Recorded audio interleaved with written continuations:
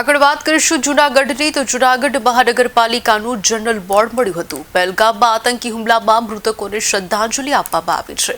બોર્ડમાં સફાઈ કામદારોના વારસદારોની નિમણૂક કરાઈ ત્યારે ફાયર વિભાગમાં નવી ભરતી કરાઈ હોવાની માહિતી મેયર દ્વારા આપવામાં આવી છે।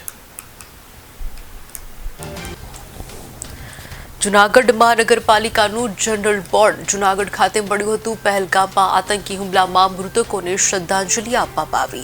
બોર્ડમાં સફાઈ કામદારોના વારસદારોની નિમણૂક કરાઈ છે। મહત્વનું છે કે ફાયર વિભાગમાં નવી ભરતી કરાઈ હોવાની માહિતી મેયર દ્વારા સામે આવી છે।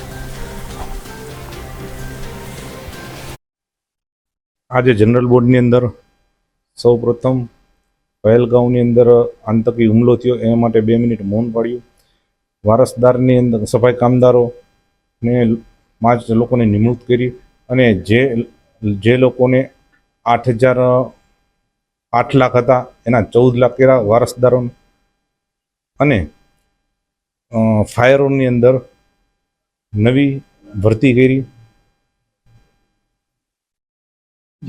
વાત કરવામાં આવી ધાર્મિક દબાણો દૂર કરવામાં એક મુદ્દો ઉઠ્યો હતો અને ફક્ત ધાર્મિક દબાણો જ દૂર થયા છે, બીજા દબાણો દૂર નથી થયા, એને લઈને શું કહેવું? જ્યારે ધાર્મિક દબાણો દૂર થયા એને એ પહેલાં અગાઉ નોટિસ આપવામાં આવી હતી। એ નોટિસની સમય મર્યાદા પૂર્ણ થયા બાદ એના દબાણ દૂર કરવામાં આવ્યા હતા। બીજી પણ 260ની નોટિસો છે, એ દબાણો દૂર નથી થયા, એ પણ કાર્યવાહી ચાલુ છે। કેવી થશે? ટૂંક સમયમાં મોટી બિલ્ડિંગો હાઈરાઈઝ છે, એ હું કહેવું કાર્યવાહી કમિશનર તરફથી મુદ્દો ઉઠ્યો છે, બ્રહ્મ સમાજની વાડી કક્ષા છે। મારે કમિશનર જોડે વાત થઈ ગઈ છે।